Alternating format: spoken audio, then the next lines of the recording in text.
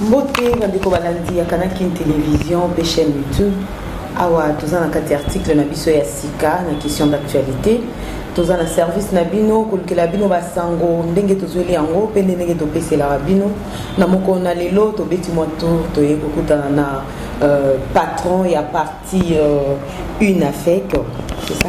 Oui.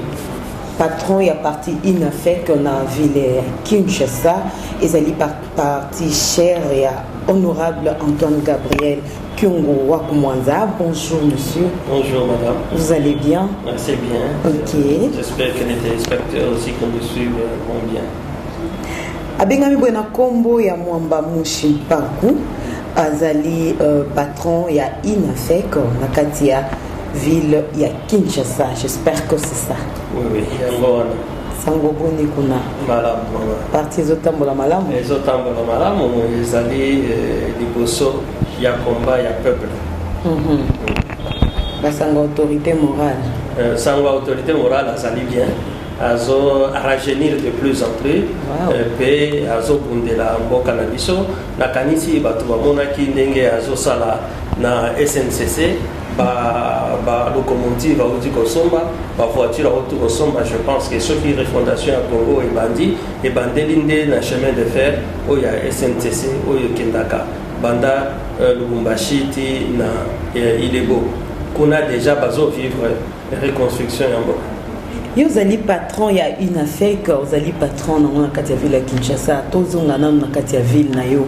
Makamnini yango ezoleka batiraillement kati ya gouverneur Ngobila pas inhérent to yebite, mais kana ko éclairer biso cause ya tiraillement wana ezali nini? Non, bomoni batu oyo to votaki oyo ba déclaraki bazaki élu parce que biso nyonso to bundaki pour tous à la élu, malheureusement, biso va déclarer qui biso élité, mais l'air dans la campagne, la kaki ba électeur n'angai que quelle que soit la situation dans la molobeli na bango, yango on appelle lo nenge boye da kolobela peuple, na boye bisa bango ba o bazo bunda que depuis ba proclama ki bango ba élu, ça veut dire est à la gouverneur, est à la vice-gouverneur, est à la député provinciaux, bango nyonso bazo bunda kaka pona ba intérêt na bango. Na monité mutu moko atelemi alobi no peuple congolais peuple kinois bazoliate yango wana ngai na boyi te mais biso bana ya UNAFEC toyebisaki bango toyebisaki gouverneur na vice gouverneur na ye na assemblée provinciale que soki ba continuer kaka kosala ndenge bazosala na bazosala de sorte que développement ya Kinshasa et ça à partir ya hôtel de ville pa kokokate biso to mona ki déjà musika tolobi équipe ya Nerombo na Gentini Ngobila pa kokoka et le côté. C'est ainsi que déjà le 2 décembre 2019 to komela ki déjà Gentini Ngobila pour la koyebisa ye que to moni budget na yo nengo saleli yango intérêt ya bana Kinshasa ezalité. Au sali budget na yo, au lieu ko sala budget ya Kinshasa, yo au sali budget ya gouvernement provincial. Mais est-ce que biso nyonso dans la carte gouvernement provincial? Tout ça na carte gouvernement provincial te proposer qui est to lobi ka moi budget na yo au sali ezamuke. Ezo ko kata 1 milliard par an.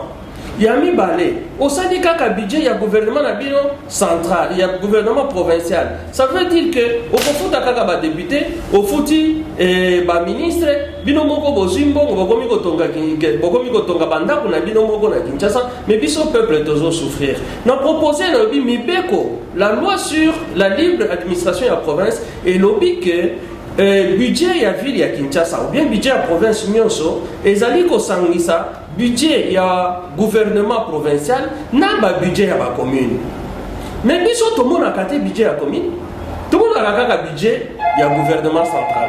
Soki balingi basa la budget ya solo oyo ko kamba ba problème ya population, il faut que budget wana ezala budget ya ba quartier ezala budget ya ba localité ezala budget ya ba avenue ezala et c'est possible. Peto ebisaki bango que na ville ya Kinshasa comme na province nyonso lelo par exemple soki omoni Kinshasa tozali na ba commune oyo ezana 1,200,000 habitants. Mpona nini tokozala na commune ya ndenge wana eza monene lokola Gabon mobimba population monene lokola Gabon mobimba wana ekopesa biso Kokoso. Tu proposes qui est moi Namboka Ngobila que va diviser Kinshasa dans 50 communes pour permettre que la commune ait la entité viable. Il ne faudrait pas que la commune ait l'amalgame tant que les gens ont un ordinateur pour gérer. Tu proposes qui peut que ceux qui va diviser, il faut pas diviser aussi la commune au moins en 12 quartiers. Le quartier, il faut pas diviser en la localité.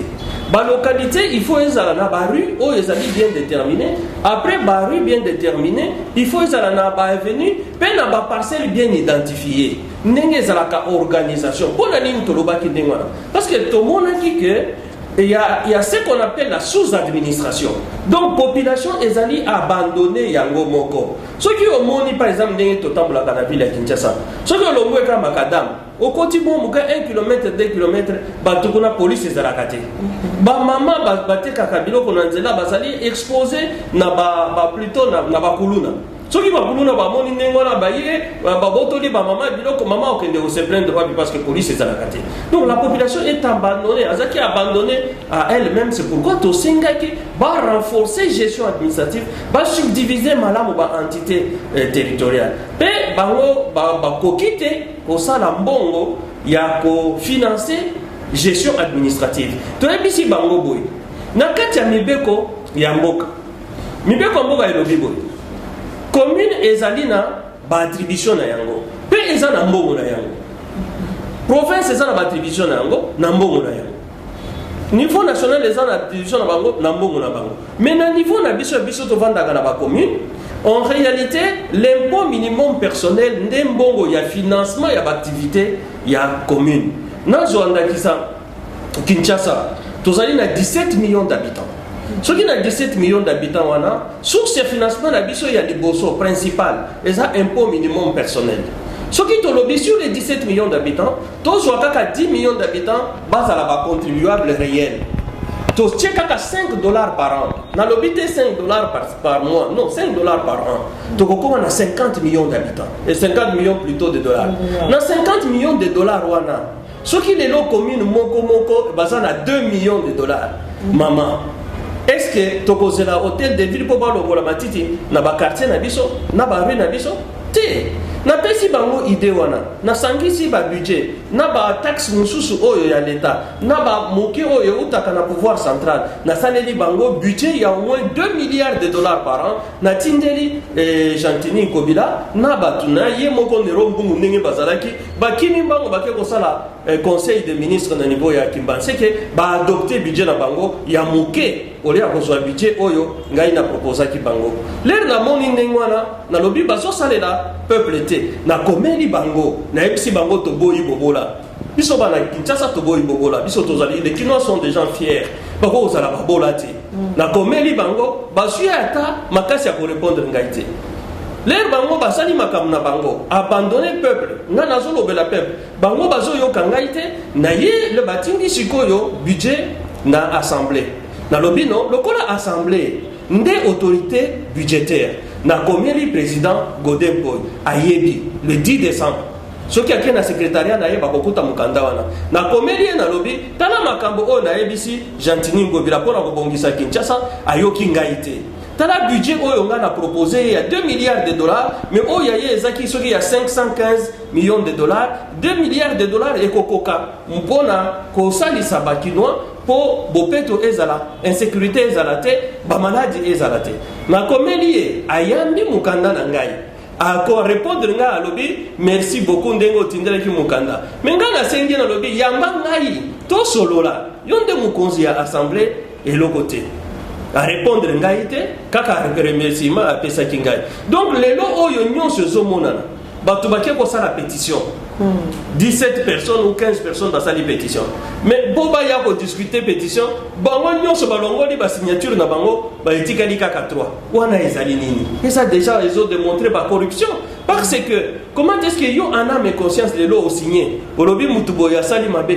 Après un jour après oye ko longo la signature na yo.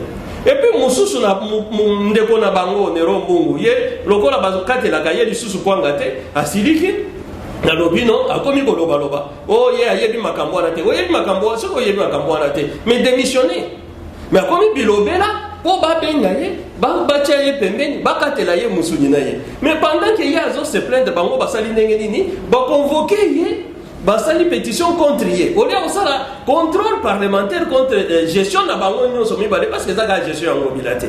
Et ça gestion à bango nyonso mibale. Au lieu de contrôler bango nyonso mibale, basali nini bakimi mango musala na bango basala pétition balongola nero mbongo po batika la kolia sans makelele. On a des stratégies na bango. Bomoni depuis babandaki na assemblée provinciale na gouvernorat ya Kinshasa. Musala na bango programme d'action na bango ezaka arrêter Mukebai.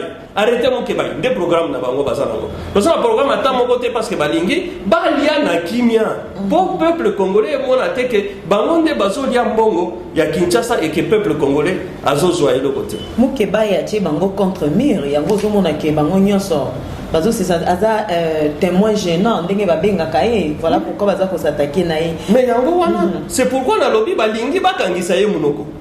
Lelo nani nero mbungu bakateli ete akomi koloba balingi bakangisa ye munoko. Tout ça pourquoi? Parce que bazo lia mbongo ya Kinshasa entre bango entre tant que population ya Kinshasa ezokufa bamadesu ezomata mamungwa ezomata makala ezomata muto azolobelango na Kinshasa azate musala na bango soki omoni ba bâtiment embele etongami na ville na Kinshasa soki otuni soit ezali député asombi lopango soit ezali ministre provincial asombi ou bien ezali mutu moko asalaka na cabinet ya ba gouverneur bien na cabinet ya go débat comme ba spécialiste na ba achat ya ba immobilier. Mais entre temps peuple oyo avoti na mission ya kufungwama.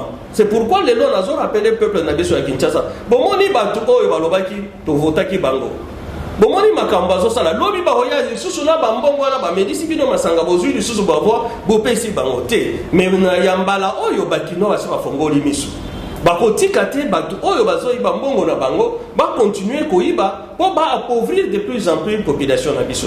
Tosengaki pe na mwana mboka Argentine asala ne fût que plan d'aménagement de la ville de Kinshasa.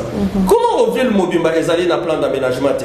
Nasenga tali mukanda moko wana natindi pe epa ya godempo na lobi mais bino bozali ba représentant ya population ba érosion et ça les maka chaque pluie ezaka bato bazokufa mais bosenga ye Gentini a un plan d'aménagement à Kinshasa pour démontrer que Kinshasa est causala aménager boy. Mais et l'autre côté programme ya mutu mobimba programme ya gouvernement mobimba zakara bopeto comme si c'est bopeto qui signifie le développement ya ville ya Kinshasa. C'est ainsi que lelo to bakomi na suka ya koyiba na bango ngayibi à gauche bayibi à droite bayibi à gauche bayibi à droite bakaboli mabe lelo bakomi koswana entre bango nazo attirer attention ya peuple quinois yo ozo mérité ba diriger yo par n'importe qui té ata soki muto asalaki ba exploit na ye na ndenge mususu ata soki aza chef d'entreprise ata soki asala nini mais gestion administrative ezalaka spécialité muto ko olongwa te parce que ozaka na kamo entreprise na yo oye olobi nga na diriger ville ya Kinshasa non bameki yo pe muke na kati ya intérieur bapesi yo province tomoni makambo salaki malgré ça bapesi ye ville ya Kinshasa mais lelo na banzi batu nyonso bamoni ke asuki parce que mayele eza lisusu te. Donc, c'est de comprendre malamu gouverneur Gentini Ngobila a échoué dans la mission naïe parce que dernièrement Toyambaki Mwanamboka honorable Mukebai a dénoncé qu'il y a l'accès qui noir sur blanc tant que Gentini a lancé a interpellé ba bourgmestre nyon sur ba commune alors biso qui a kuti commune wana ba entretenir un malamu te bourgmestre wana kozala puni sévèrement donc Mukebai a annoncé qu'il déjà échec ya Gentini Ngobila lelo tozali na patron ya UNAFEC on a katia ville à Kinshasa ozali pe ko affirmer la même chose que Gentini Ngobila a échoué na katia mission naïe. Oui mais comment mais ils ont monana maman na pesa oka enda kisamoko kende na place ya poste central na boulevard tala ba kiti ba abri bus ndenge ba benga kayango mais tala kuna na se salité nini on eza kuna kende ka na hôtel de ville yango moko bazo komba tongo nyonso kini problème eza ko komba te kokomba wana eza ko komba te mama tala kaka na se abakiti kenda atashikoyo kana kamera na yo filmer na se abakiti ya brimbis mais tali ka et comme ba wese comme ba wese ya bato mususu mais Ngobila aleka kawana te amona kate kende kaka na avenue du commerce tala ndenge ezali kende avenue Bokassa tala nano na awa na ville avant ya kokende na cité mais kende siko na cité Kingasani ya suka route Mokali soki pompage mais nyonso wana ezolakisa échec na ye mais échec na ye euti wapi euti na vision na ye ya moke parce que vision yango bila ezali à partir ya hôtel de ville ako améliorer vie ya kinoa te ba améliorer vie ya kinoa te ou vie ya mboka te à partir ya point moko non mokeli mibeko alobi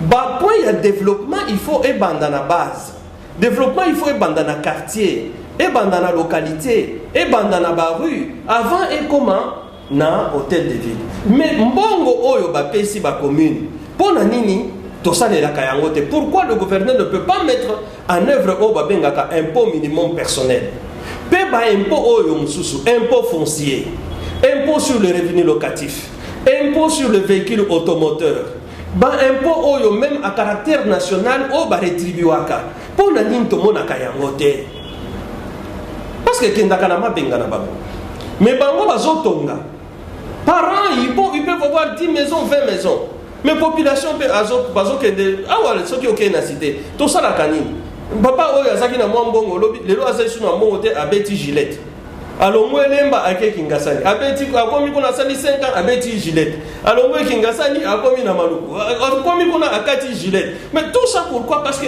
population ezo s'est développée mais plutôt ezo devenir de plus en plus pauvres likolo ya bato bayiba kambongo ya population oyo bato il fallait bakamba population na ndenge ya malamu bango nde bazo yiba siko mbongo ya population bazo appauvrir population à tel point que les population ezo koka lisusu kolia te pe bato ya ndenge wana il ne fallait pas bazala na gouvernement oyo ezo prôner la refondation du Congo. La refondation du Congo n'est pas chef de l'État Yemoko Azolo Bedango. La refondation du Congo est bandakana toiture.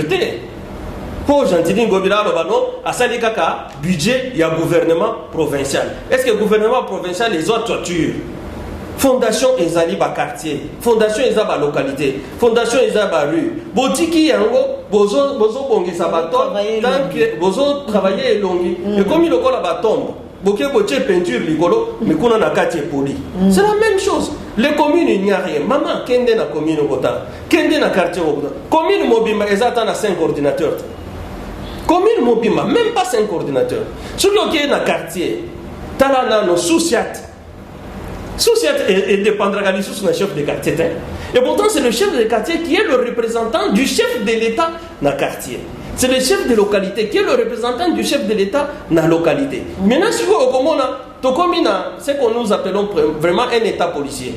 Au moins, la société, ils ont dépendre du chef de quartier.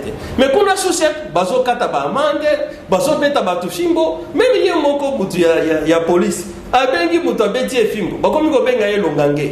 Mais est-ce que c'est ça la police de proximité? Yo policier bazo benga yo mal à l'aise. Donc au tchaka population mal à l'aise. Population yango mwana elesi yo et futeli yo tenu, oyibi yango lisusu, bakomi ko benga yo longange. Donc la prolongation de la colonisation. C'est pourquoi nazo benga na population na biso kinoise 2023 eza musikate.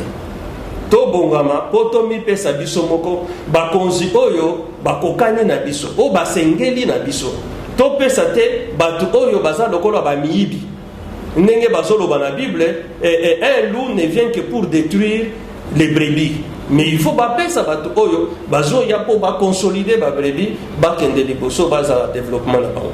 En tout cas, merci Mingi Nabanzi pour un rappel. Toyambi pour Nabino président, il y a une AFEC, Nakatia Ville à Kinshasa, où ils allaient partir cher, il y a honorable Antoine Gabriel Kyungwa Kumwanza.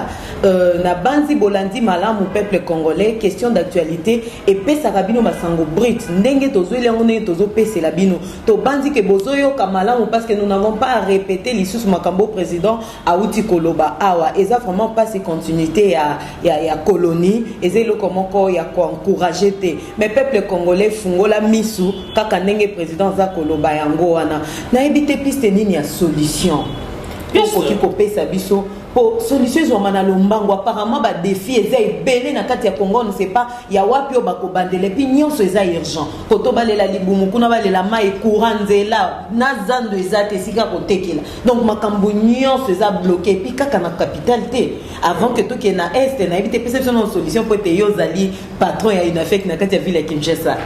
Non, ngai nakolobaka eloko moko tozonga bato. Parce que ceux qui tozongi batute, tozomona clarté. Ceux qui ont moni lelo ndenge mboka ezokende, on dirait que bato bazotambola na mitu makolo likolo. Parce que nazwa kaka respect à constitution. Constitution na biso na article 174 elobi boy. Mutu nyonso avandaka na Congo, il faut à contribuer na charge publique. Lelo oyo toza na budget ya l'État. Otozo benga budget ya l'État. Est-ce qu'on moni mécanisme ya contribution ya mutu na mutu nyonso na budget ya na charge publique ezate. Donc budget déjà yango moko ezali anticonstitutionnel. Ceux qui ont reculé dans la province, c'est la même chose. Comment est-ce que beaucoup kozala na mboka mobimba 1 200 000 habitants basa comptabiliser na budget? C'est pourquoi na biso na UNAFEC sans pouvoir kokende musikate, parce que ceux qui tozongi na ba français et kopé sa kokoso. Mais en fait, c'est le développement de la base qui s'appelle le fédéralisme. UDPS est sa partie fédérale. Les lots est en pouvoir. Il faut pas s'attendre dans la coalition na ba fédéraliste pour battre la ndenge nini ko banda développement ya mboka à partir ya quartier na localité. Pardon président, on veut que UDPS azo coopérer na ba ninga mususu te.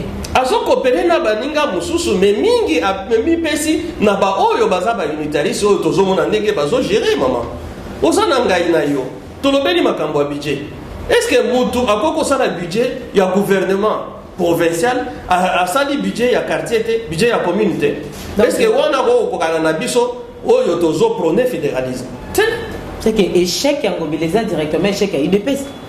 Échec ya ngobila ezali ezolakisa que le mariage entre UDPS na ba parti mususu oyo eza unitariste ezali mariage ezopesa kokoso na UDPS, ezopesa échec na UDPS. Mais ce qui UDPS a une coalition na ba fédéraliste de la biso, tout ça na vision moko to bandeli peuple d'abord, donc to bandeli na base pour na kotonga komatati na gouvernement provincial na gouvernement central. Mais ba o mususu ba sala kanini parce que ezali bango d'abord ba bandina na ba ministre ole banda na ba banda na peuple. En ce moment-là, le corps bandit na peuple, c'est quoi? C'est ça le centralisme, le jacobinisme comme on appelle, qui vient du jacobin. Mais batubiso loko la biso, développement ezali na base, développement ezali na quartier, développement ezali na localité. Biso UNAFEC na UDPS, comme tozali ba fédéraliste, tokopé sa pouvoir mingi na base. Batebele bamitu na kapona nini président na biso Antoine Gabriel Kyungwa Kongonza ayaka na Kinshasa o azo poste boya zongaka na intérieur. C'est l'unique, c'est le rare qui au moins donne la valeur na province na ye.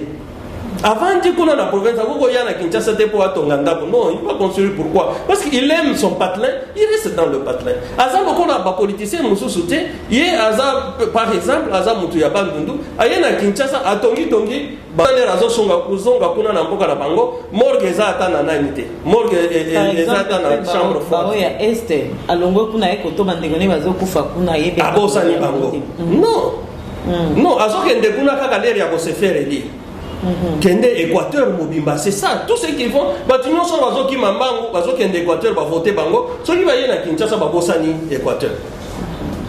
Et pourtant c'est là où est venu beaucoup de gens, beaucoup d'hommes d'affaires, beaucoup de ceci. Mais regardez comment est-ce que l'Équateur est. C'est pourquoi ceux qui fédéralisent mes alliés, développement ils ont dans bas village, développement ils ont dans bas secteur. Développement et banda na ba collectivité, na ba localité, ti na commune, après commune et commune na province. Il est difficile que province est à la développer sans que territoire est à la développer, localité est à la développer. Et ça c'est le fédéralisme. C'est ainsi que mariage contre nature entre ba fédéraliste na ba unitariste et bote libiso makambo oyo tozali mais nous on a risqué d'impacter vision application de la vision du chef de l'État, peut bakoloba UDPS a échoué parce que seulement à Zouaki, Libala Yamabe. Mais le col a Kati Libala. To sengi et sikoyo azala réuni na ba force il y a développement à partir de la base pour permettre que Mboka na biso e kende liboso ya solo. Merci beaucoup Mwana Mboka Mwamba Mushimpaku azali président ya INAFEC ezali Union nationale de fédéralistes du Congo na ville ya Kinshasa ezaki vraiment isengo mingi pour na biso koyamba yo na kati ya question d'actualité peuple congolais to fungola miso. Et là, les sous-tango la pongité. Je pense que ba initiative à Boeza, ba initiative à encourager et que la malamu, tu es banakolanda, nzelandenge nini o bazako la kisabi. C'est tout ça quand il y a question d'actualité, tous aura pas ya mututé, mais ce qui initiative est malamu, makanzeza kitoko, il faut toujours projeter ba fleur na makanziona. Est-ce que vous avez une vision un jour? Ya ko kambengumba ya Kinshasa. Donc la biso de la vie. Biso toza ba serviteur ya peuple. Ce qui peuple a sengi qui est au Kambaye, et moi je dis que dans ça une année, bah mon changement ya solo, changement ya malobate, changement ya solo, na lobaki yango. Dès la première année oyo ngai par exemple ce qui va pesinga ville à Kinshasa, na sali impôt minimum personnel, chaque commune est kozala na 2 millions de dollars. À partir de cela, chaque commune a kobongisa ba venir na ye. Pas hôtel de ville kobongisa ba venir. Non non. Merci Nabino Bandeko Balandi. À question d'actualité, en tout cas, maman Constance Mbalabou alingi bino mingi de partout au bozo landa biso, bouti kolanda malamu pe bomiyo keli bino moko mwana mboka Mwamba Mushimpaku Oyazali président ya Union nationale de fédéralistes du Congo na kati ya ville ya Kinshasa boyoki malamu lolenge kani a expliqué donc na boy kozongela makambo oya lobi na banzi yonanga tolandi malamu ndenge nini tokoki ko silisa makambo ba mayo etondaka na ba avenue tango mbule zonoka ndenge nini ville ya Kinshasa koki kokoma bijou bisika nini oyo ebongi ko bandela musala donc batonga ndaku na tol mbala morote na toiture mbala morote menda ko bandarande na fondation donc à faire voir le lenge kaninda kuna biso ezotonga mbala na toiture ne sika ko banda na fondation vraiment to comprendre que moi na mboka ozali président ya Union nationale de fédéralistes du Congo a maîtriser malamu musala na ye mingi ya kolobezalité azali président ya INADEF na kati ya ville ya Kinshasa où ezali parti cher ya honorable Antoine Gabriel Kyungu Wakumwanza alobi pona ye na motion au ba déposer qui contre vice-gouverneur s'il faut vice-gouverneur ya ville ya Kinshasa akwe ya Nerombungu c'est que faut akwe ya na gouverneur en chef au babengi Gentini Ngobila. Merci mingi bandeko balandi, merci na confiance pe abaki saki na suka na ngobino moko bolandi ko batiki la mutu na mutu sala musala na ye décentralisation za na kati ya pouvoir. Donc gouverneur ako sala nyonso te a traité ye moko mbala moko na ba quartier na ba avenue non, batika chef d'avenue sala musala na ye, chef de quartier sala musala na ye, bourgmestre sala ya ye ainsi de suite. Mingi ya kolobezalité bola ikebo partager toujours na service à peuple. Bonne suite.